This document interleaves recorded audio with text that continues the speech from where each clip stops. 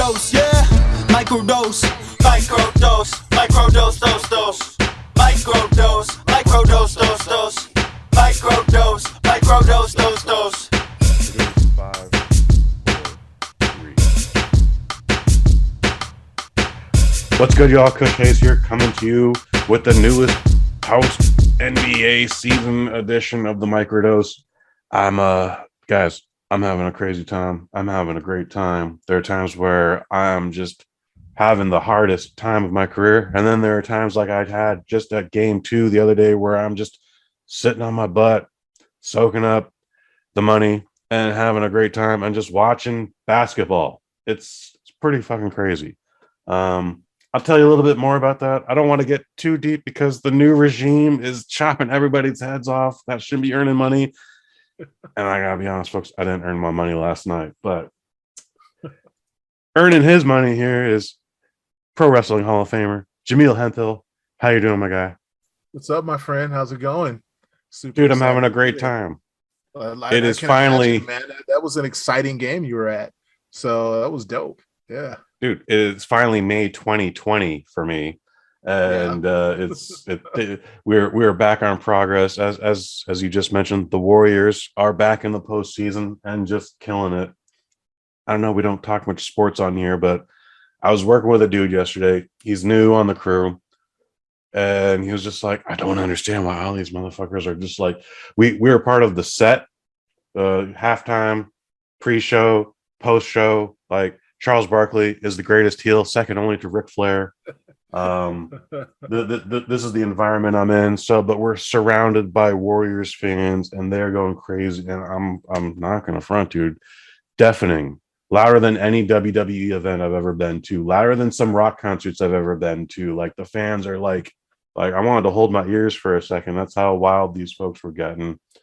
And my guy to the left here is just like, I don't understand, dude. Like, I mean, I don't follow sports, but like, you know, like, we're losing right now. The Warriors are behind 13 points. Why are you cheering? Like, they're still losing. And I'm just like, dude, this is the hometown crowd, man. This is civic pride. This is you want them to win. Also, it's the first quarter. Like, this isn't the third quarter and we're 30 points behind. This is the first quarter and we're still into it.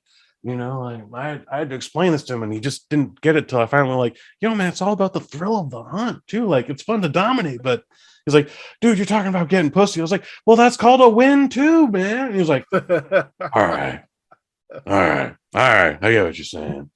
And I was trying to explain it to him. I was like, look, dude, the only things I know about basketball these days is these knees don't work anymore, and I can never slam dunk. Otherwise, I don't know anything about basketball. But what I also do know is the last 6 out of 8 years I've been working at Warriors events, there's always like, they lead the visiting team into a false sense of security. Like, sometimes they'll dominate, but sometimes, they'll trail.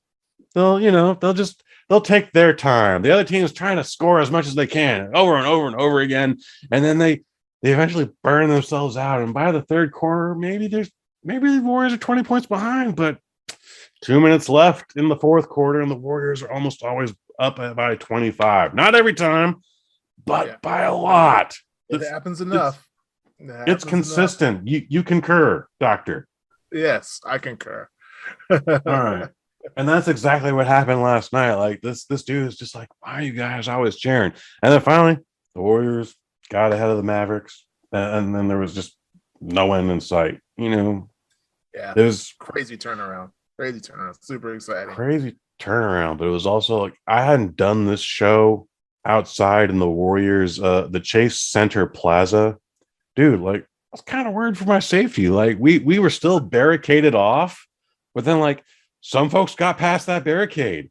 Like, one or two Filipina chicks with a red cup got in, like, oh my God, it's Charles Barkley and Shaquille O'Neal, hey, and like security, like, oh shit, all right, you gotta get out of here.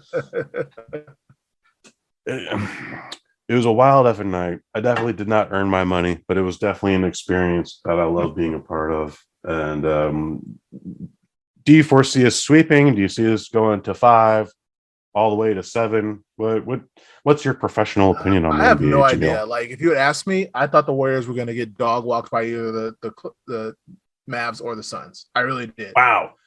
I was like, we lost Gary Payton. He was our defensive linchpin. I still believe that the curse of Oakland is upon them for moving across the bay. So I was like, man, I don't know. But the Mavs may have been a paper tiger. We'll see what happens when they go back to Dallas now. We'll see what happens. Luka is still probably the best player in the league right now. Probably. I don't know that name. Luka Doncic, who is the main player for the Mavs. He is probably the best player in the league. Usually, now I heard some bullshit where like he had a beer before the game and then got violently ill. I think. Well, who knows? Because I heard he has a beer before every game. So taking back to the 70s. He's like a Serbian Larry Bird. Yeah. I still think he's really good. I see this going to 6 or 7. The Mavs. Yeah, I mean the Mavs put a beating on the Suns. And the Suns were the best team in the league during the season. Right. And I think they just simply got tired and Chris Paul's knees got tired. So we'll see what happens. I'm really rooting for the Warriors. I think they do. If it goes to 7, the Warriors win. If it goes to 6 and the Mavs are going to win, they're literally going to win the next 4 games. Oh, fuck. You know what I mean? Like either the Mavs win in 6 or they lose this series. Like it's not going to 7 and they're going to win. Not going to happen. I fear for them even in game 6 because game 6 Clay is a real thing. So I think the Warriors having taken 2 at home probably win this series. I don't know that the Mavs can take 4 out of 6 games. 4 out of the next 6 games to the Warriors. I don't know. But we'll see what happens on the East Coast because both the Heat and the Celtics are really, really tough games. So Warriors versus Celtics would be super exciting. Plus, I just dislike Boston a lot. So it'd be nice. Warriors beat Boston. Be really good. And it'd be good for the Warriors to finally cement themselves as kind of a dynasty. That would be good because we lost the one year where we had the best record.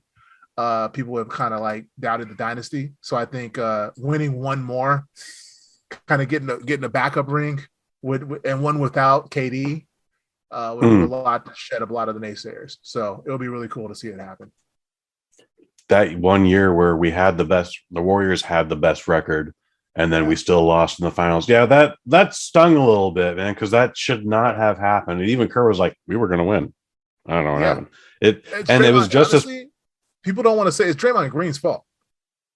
Draymond Green got suspended fouled too many folks for kicking LeBron James in the family jewels. If Draymond Green does not get suspended, the Warriors win game 6. Hands down. Draymond's always been the Ric Flair of the group. He's the enforcer. He's the Incredible Hulk. He had to control himself that one time. LeBron stepped over him and he couldn't just let it go.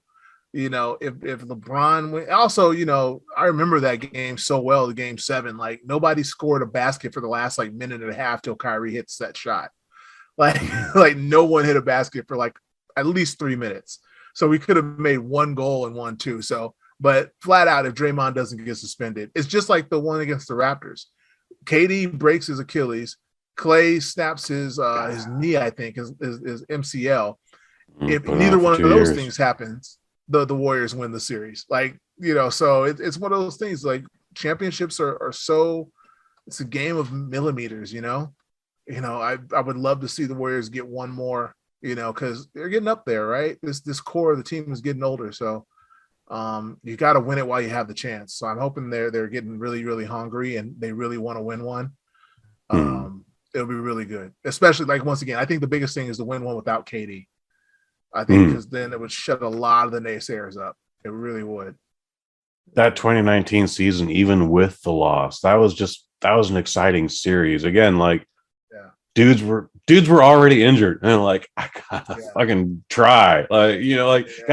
Guys made their injury worse, and it would have been a very sexier ending if they won, but you can't. I mean, I was really rooting for him in his last season in Oakland.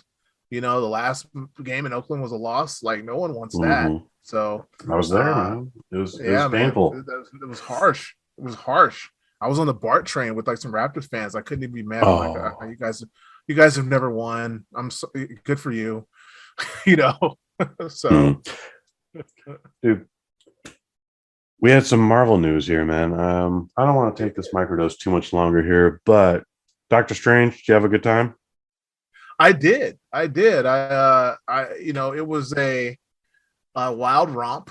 I Hmm. see how like it was supposed to. I think at first this was supposed to lead into WandaVision or come directly out of WandaVision. So you definitely see that. For those of you who are arguing that Wanda let go of all her character development in WandaVision, no, she did not. The last episode of WandaVision shows you that she did not learn anything because she was sitting in a dark room in a cabin looking at the Darkhold. That shows you Hmm. that she did not learn anything from her time in Westview. It only made her more desperate to find her kids or find her happiness. So the progression of Wanda from hero to villain to maybe hero again is one that we've seen many times in the comics. I wish we could have saw more multiverse.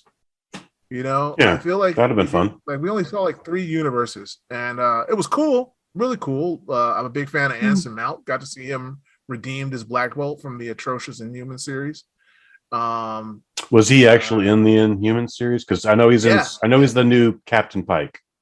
yes, but he was in the Inhuman series as Black Bolt, which he reprised Okay. the role in Oh, Multiverse good of for him. Madness, and he was probably one of the only good things about the Inhuman series. He's a fantastic actor. I enjoy him in everything. I've really been enjoying him in Strange New Worlds too. But I'm glad he got a chance to really look like Black Bolt, and you got to see him use his power. And Patrick Stewart as literally the '90s Professor X was really cool right out of the Hmm. cartoon. Complete with the musical cue. The special effects were done to recreate the cartoon when he uses his powers. I thought that was cool. Hmm. And a little stunt casting with John Krasinski as Fantastic Four. Interesting news on that. So the movie, I think it was supposed to be the guy who has been making the Spider-Man movies was supposed to make the Fantastic Four movie, Hmm. John Watts, right? He's pulled Yeah. out. So the Fantastic Four movie does not have a director. Rumor is that Krasinski might want to direct the Fantastic Four, and so the Okay. casting might be him, contingent upon him also directing the Fantastic Four movie, which would make a lot of sense because Watts is gold right now, right? He's made 3 fantastic Spider-Man movies. So for them to say, "Oh, well, we'll keep on as a producer, but not use him as director," means they must already have someone in mind, and I think that would do for Krasinski. Uh, being Mr. Fantastic, giving the fans what they want, and then he gets to direct too.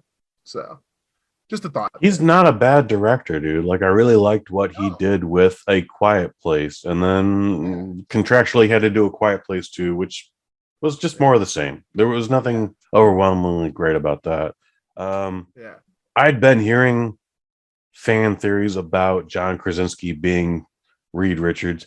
Do you think that came from the fans, or do you think that was always just kind of just Marvel, just I like, think literally it's a fan casting. I think all like the right, fact I think this was literally a screen test. It's like, okay, the fans want it, so we'll go mm-hmm, ahead and do it in this stunt casting just to give them what they want. If it doesn't work, he's a variant, right? He doesn't have to be the main right, Mr. Fantastic, but we can sit here and see what he looks like in a costume and everything, right?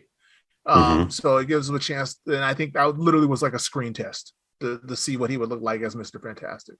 I also think I've been thinking about this for a while. I think Baron Mordo. I don't think he was meant to be in the movie. I think the unfortunate passing of Chadwick Boseman made Mordo be replaced, made Black Panther be replaced by Mordo. oh, interesting, I really believe that. Well, like if you think about it, Mordo. Last time we saw him as a villain. yes, I don't think there's a point in showing him as a friend to Strange without first mm-hmm. showing him as a villain.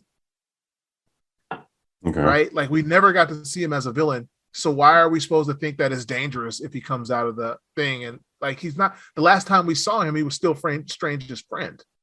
Mm-hmm. Yeah, He you was took upset with him. Ben He's still Bratt's powers and all that shit. yeah, but he hadn't like turned yet. He just said it's like I'm angry at you. So like we Mm-hmm. haven't seen like in order for us to be worried about that thing, like it just doesn't make sense to me. We haven't seen Mortal as a villain, and so I think that kind of got rejiggered to put Mortal in there because it doesn't make much sense to me, at least. Somewhere in there, I think that's another reason that people aren't really feeling who is the big bad or what's going on with phase 4, as it were, because without Chadwick Boseman, you don't have that focal hero. I really believe that Iron Man was going to be replaced by Black Panther. He can be the benefactor and the linchpin to a lot of stories. They're bringing in the Fantastic Four. Black Panther was originally a Fantastic Four character. He has problems with Namor. He's been in the Avengers. He is a character. If you wanted to bring in the X-Men, I hate the pairing of Black Panther and Storm, but Black Panther and Storm are husband and wife, so that's a way to bring in the X-Men. He's one of the few characters that overlaps everything that could link, especially link with all the new characters they're trying to bring in. And the unfortunate passing of Chadwick Boseman means that, for right now, we don't have a Black Panther. And I think that's why there's kind of like plus the pandemic, of course. But I think that's why it seems like we don't know who the big bad is. When it's obviously Kang, it's gonna be Kang, and we're gonna see a lot of Jonathan Majors, I think. So, but So other than that, still really enjoyed the movie. It was a heck of a lot of fun. First movie I'd seen in the theater since you and I went and saw Snake Eyes. Oh wow, that long ago. So it was a great experience seeing it on opening weekend with some friends, and it was really good. Yeah. As your first theatrical experience, were you surrounded shoulder to shoulder, or were you able to segregate yourself off? I'm still doing this thing where even when we weren't in a pandemic, I don't like sitting shoulder to shoulder with people, man. So I was trying to sit on the end, or at the Regal, I sit in the handicap section, but there's always one or two regular seats, and I was like, yeah, it's just some kid in a wheelchair being over here, slim to none. So I'm going to just sit right here. And majority of the time, it works. How was that experience for you? We had assigned seating. So my buddy Owen always likes to sit in the center. I finally got to stop him from sitting in the third row.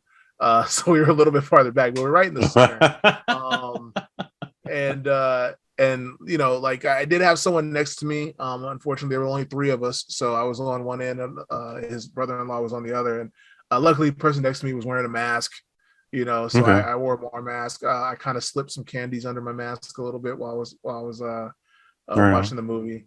But I felt fairly safe. Everybody was masked up. A lot of people just didn't even buy. I was surprised that not many people even bought concessions because they wanted to keep their masks on. So I felt pretty safe. The air smelled clean. They're obviously recycling it a lot more. I didn't smell any popcorn. You know what I mean? People have popcorn, but that's sad. So that tells you that people are recycling the air. You know what I mean? It was pretty good. If I had got someone who wasn't wearing a mask next to me and coughing and everything, then I would have been freaked out. Then I was like, yeah, I gotta get this. I gotta get the money back. I'm gonna go see the next showing. But luckily, everybody was minding their P's and Q's and considerate of those around them. So all in all, fun experience. It was good just to be in a theater and see something for the first time with other people who were seeing it for the first time. And that was cool. I had the most unenthusiastic Marvel crowd on my screening. It was the first screening. It's the first day. It's normally that Marvel title card shows up and everyone's immediately going, woo, and yay. I tolerate it because it's opening night. It's the first showing. This was the most unenthusiastic crowd. Again, Reed Richards shows up, I think got the most pop, but the majority of the time, folks were just sitting on their hands, which I was okay with, but I was also this is unusual for the circumstances I'm in. Yeah, I think I noticed that too. I think Marvel may have given away too much in the promos, because the Illuminati scene did not get the pop that it should have gotten. When Professor X came out, it's a that's a long moment. You show the hand, you show everything but his face, right? And it's a build up to revealing Professor X. I'm like, oh, they should have waited because nobody really cheered, when that happened. I'm like, oh, because they've seen it over and over in a commercial. John Krasinski got kind of a pop, like kind of, but nobody got it because it's just, if you like John Krasinski, cool, but you're not cool enough. It's not the Fantastic Four. Nobody knows who they are really. Like a lot of people are being, sure, they've had movies, but a lot of people are being reintroduced to these characters or introduced for the first time.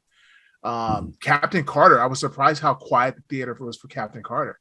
Yeah, no one knows what that shit is. And I love some Captain Carter because Haley Atwell is she's all sorts of fantastic. And I have a crush on her. Yes, yeah. I want her and or Tatiana Maslany to carry me like the guy in that She-Hulk promo. Either one of them, please carry me. Just make me feel safe. just protect oh my goodness. I want either one of them. Protect me from the world. Yeah. I wanted to get into another thing here, but real quick, like, do you think Captain Marvel is supposed to be Black Panther? Because the CGI costume is way too similar for me. Yeah, I was thinking either one of those could have been. Like, I think Black Panther was supposed to be part of the Illuminati. In the comics, right? He's not, and then he is, and then he is not. So I want to say, like, but the actions, you never know how early they change things. But I think any one of those characters could have been replaced by Black Panther. I think maybe they may have ran from it because of Chadwick Boseman's passing, and maybe they thought it would have been in bad taste. But in all honesty, I thought if you got a Black Panther in there, it would have been Eric Killmonger as Black Panther. Okay, and because it's the multiverse, people would have been fine with that. People would have been totally fine with it, but I think just out of respect, they are completely staying away from the Black Panther character right now. But I think Black Panther was supposed to be on there. I think for shock value, it would have been Killmonger as Black Panther. But I really think that maybe it was like it would have been cool to see him take Doctor Strange's place. Like, I was born in Oakland, but I devoted myself to magic instead of the military. Or something like That'd that. Be fun too. Yeah, it would have been something like that. I really believe that somewhere along the line, Black Panther would have been part of that Illuminati thing. But still, it was cool to see it. I was really surprised that we did not see a Tony Stark. I don't think Tom Cruise was ever really in the conversation. I don't believe that for a second. But I do believe that maybe if they could have gotten Robert Downey Jr. to show up, they would have. Yeah, or it would have been funny to see Happy Hogan as like the, you know what I mean, or Pepper Potts, or one of those two. Fun. I think there was a lot. I think of. I think Professor X and Mr. Fantastic and Captain Carter were probably the only ones who were there from like the first draft of the strip when they said like, oh, we're gonna do the Illuminati. Those are probably the only ones. America Chavez. And none of the Marvel films have really emulated any of the comics. They've always just been a variant. Civil War, the movie, and Civil War, the comic series, are violently different adaptations of each other. Let's jump ahead. We got Thor 4, which was a huge joke I made on a couple podcasts ago. Let's pass that. Black Panther 2 is coming out in November. What do you expect out of that? Because I got nothing. There's definitely no trailer here. Right. We're not going to see in the press after Thor's been out for 45 days or so. Yeah. The press information they have given is that Chadwick Boseman as Black Panther is gone, but they're not saying that we've recasted another guy to be T'Challa. What do you expect out of this? Could they just cast a new dude as T'Challa? I think they should have, but not only could they should. Right. Black Panther, like Marvel, like this isn't like I don't even want to speak any of this into existence, so I'm just going to say any other actor. I don't want to wish that on any actor. But if an actor who played another one of the Marvel heroes passed away, to be perfectly frank, white Marvel heroes are a dime a dozen. Marvel doesn't have enough minority heroes to retire them. Sure. Like they don't have enough minority heroes that can carry a movie to simply go, okay, we're not going to use that anymore. When it comes to black male characters who can be the lead character of their own solo film and helm a franchise, you have Black Panther and Blade. That is it. You could possibly get Blue Marvel, maybe Blue Marvel because he's Marvel's closest thing to Superman. You could possibly do that. With Black women, it is literally Monica Rambeau, Captain Marvel. And people are going to say Storm, and I'm sorry, but Storm cannot carry a movie. Storm is a team player. She can be the linchpin of an X-Men movie, but Storm could never carry a solo title, nor could she carry a movie because her life revolves around the X-Men. The only X-Men who can support a solo title is people like Gambit, Wolverine, who have mysterious backstories and have lives before they join the X-Men. If their heroic life starts during the X-Men, then their entire supporting cast is the X-Men, which means you need to have them in X-Men books and or X-Men movies. So Storm can't carry on movies. So the long story short is I'm saying there's not enough Black heroes in Marvel's back pocket to say, oh, well, we're just gonna. You can't just say, oh, well, we can't make Blade. I guess we'll make that Night Thrasher movie. No one's coming to see a Night Thrasher movie, right? So they need, not only should they recast T'Challa, they probably need to. They probably have to. My original idea when I first saw it, like, God bless Chadwick Boseman, may he continue to rest in peace and in power. But I always thought that Black Panther 2 should be during the blip. You do it in the 5-year gap between Black Panther being snapped and coming back, and then Black Panther 3 is set post blip, and you recast. That way it's been, and if you think about movie making time, that means it'll probably been about 5 to 7 years at least from Chadwick's passing to you recasting. So it's enough time to be respectful, and then you can move forward. I think Chadwick would want it that way because what he created was a character that can live in the public consciousness forever. And I think, and he brought it to the masses. And I think, it's just like James Bond. All these roles are going to have to be recasted sooner or later anyway, because Disney's not going to stop making money off of them. And there's only so deep. Yeah, there's 5,000 Disney Marvel characters, but there's only so deep you can go into them to make franchises out of them. So, with this movie, I have no idea what we're going to get other than an attack from Namor, the Submariner. That's the only thing we know for sure is that it was, and Namor and Black Panther have butted heads many times because they're two monarchs, right? They've had wars many a time. Namor is an antagonist; he is an anti-hero, so bringing him as a person attacking the surface world makes sense. So I don't know, but I would like to see. They did mention it. I think it was during the blip in was it Avengers Endgame where they talked about was that earthquake off the coast of Africa and then it's a throwaway line. Yeah, and Okoye says we'll handle it. We got it. Don't worry about it. We got it. We'll call it if we need help. So I think that hopefully that was referring to this movie. I'm hoping that Namor attacks during the blip, and it's basically a story of how does Wakanda defend itself without a Black Panther. That would be the route that I would hope that it takes. And that would be the smarter route, but they never do that stuff. Yeah. What I do know from media, what I know from the media stuff I've got is that everybody from Black Panther, other than Chadwick Boseman or anyone else who died in that Black Panther movie, is coming back. But they've alluded to like someone else is going to take the reign of Black Panther. Yeah. The only two options that even interest me in any kind of way are M'Baku or Killmonger. Those are the only two. Those are the only two that interest me. Well, you can't bring Killmonger back. I mean, you could, but that's not this story. But if M'Baku takes over, what has happened to T'Challa? Well, remember, like I said, it has to be during the blip. During the blip, that's the only thing. It has to be during the blip. Like, unless you're going to say T'Challa has also passed, it has to be during the blip. Like, it just has to be. And if you tie it to that throwaway line in Endgame, it is during the blip, right? Okay. That was before they. That's because that mention is before Ant-Man even comes back. So, like, it has to be during the blip. If M'Baku, it sets him up as the villain of Black Panther 3 because it's like I led the country when you weren't here, and you have a back and forth between him and the newly casted T'Challa. I think Killmonger also works because he was one of the most popular villains, and so a rehabilitation of him could work.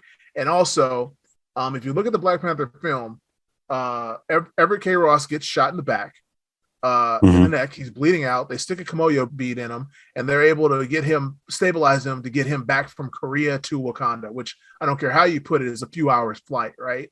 Right. So it would make sense to me that if Killmonger was stabbed through the heart, they could put a Kimoyo bead in him and get him downstairs. Like, it's not that hard. It's not that hard. Yeah. It's not beyond the realm. It's not even. It's just right on his neck too. Yeah, yeah, it doesn't even take a stretch for you to say that, oh, we stabilized him because I couldn't sit there and watch my cousin die. Like, it doesn't even take a stretch. And it'd be a great rehabilitation because it's like, okay, you wanted to take over Wakanda. What are you going to do now when you realize revenge is the wrong way? And we're calling you to become the Black Panther for the right reasons. You know, what are you going to do? You know, so I think that would be a great surprise thing for people. It would also, without your charismatic, once in a generation actor of a lead, it's probably the closest thing you can get to it, to be honest, is bring back the character that everybody liked just as much, you know? Because you can't just say like, oh, we're going to make a movie without one of the, I mean, let's be honest. Chadwick Boseman didn't make bad movies. He was well on his way to being a legendary actor. Like, you know, he was taken from us 40 years too early. You know, in 20 years, he's another Denzel Washington based on his track record. So he's probably one of the most charismatic, amazing people to ever step foot on a Marvel movie lot. And you can't just say, oh, we're going to make a sequel without him and everything's going to be okay. Like, I also think he's also going to be that dude that, like, you know where you were when you heard Chadwick died. Yes, like I still remember that, and I was just like, my sister texted me like something, and then the Chadwick Boseman thing. I was like, what's the Chadwick Boseman thing? And I was like, yeah, like right there, Michael Jackson. I was just like, no, exactly, way. Yeah, it's Michael. It's a Michael Jackson Prince type. Ooh, I remember where I was when Prince died. Ooh. Yeah, it's definitely up there. So. I mean, this is a transcendent talent we're talking about. And you can't just say, oh, we're going to make another movie and we're going to do our best without him. You can't just say that, especially when it's also the sequel to a cultural phenomenon. Okay. Like, you need to pull out all the stops. And even if you weren't planning to bring Killmonger back, I think that's probably your best option. It's probably your best option to show this conflicted character being called upon to do the right thing, you know, you know what I mean? Like, I think, you know, and have Namor run roughshod out of, you know what I mean? Have Namor is gonna like really like put the clamps on Wakanda, and it's like we're desperate enough to call him the crazy Black Panther, you know, to defend us. So, you know, Namor being involved is exciting because he's still a universal character, but because of what they've done with the Hulk, this isn't a Namor movie. So the whole thing still fits. Yeah. So they cannot, just like Hulk, they cannot make a, well, here's the thing. Disney's just being greedy. They can totally make a Namor or a Hulk movie. It's just they can't distribute one. But they're not going to do that. That's all there is. Yeah. It'd basically be like the first Iron Man movie. It was a Marvel movie, but Paramount distributed it. That's all. They just want to keep all the money in their pocket. And it's like, you know. I get it. Yeah, I get it. Also, like, Hulk can't carry a movie by himself. We've proved that on 2 occasions, unfortunately. Yeah. Well, I would argue that the Incredible Hulk, Ed Norton's Hulk, was good. But that's based only on 2 movies. Like, if there was a third one, if Mark Ruffalo got his own movie, which he's never gonna get, then we could be like, anyway. Yeah. But every time I think about Mark Ruffalo and Ed Norton, I keep remembering the first scene in Avengers when Black Widow goes to recruit Hulk. And I think about the original, but I think about the original castings, and I'm like, what if that was Emily Blunt versus Ed Norton? Ooh. Like, as good as that scene is, with that as Emily Blunt versus Ed Norton, and you could tell that first script was written with Ed Norton in mind, because I could see Ed Norton delivering those lines, but it'd be way more intense, you know. I still think Emily Blunt is too skinny, just skin and bones. Like, she is the worst part of Sicario. She's the most unbelievable part of Sicario. I was like, there's no way this 85-pound woman is taking on the guy who plays the Punisher, Barenthal. Yeah. Oh, Bernthal. Yeah. Barenthal. Like, no, like he shatters her spine immediately, slamming her on the floor. Like, there's no way she gets through any of this. But Anyways, She was the original choice, though. They fought hard for her, and she said no. I can't remember what she said no to do, but yeah. I'm way happier with Scarlett Johansson as Black Widow, but that's just me. My friend, I wanted to delve into another subject, but we've done enough here. We've done way more than enough. So I'm just going to say CGI Stanley sucks, and don't do that, you disrespectful bastards, even if you have the rights. Otherwise, Jaimel, what do you want to promote, dude? Gosh, what do I have to promote? Gosh, if you are in Texas, July 14th through 17th, I will be at DreamCon in Arlington. Fresh. Some of your favorite YouTubers and stuff. So yeah, check me out there.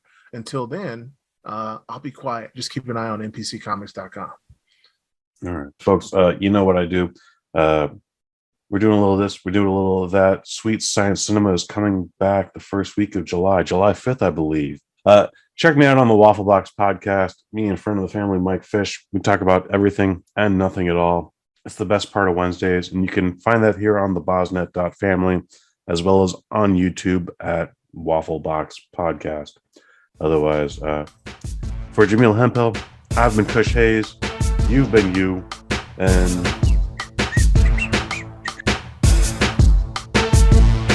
Microdose, microdose, microdose, microdose, microdose, microdose, microdose, yeah, microdose.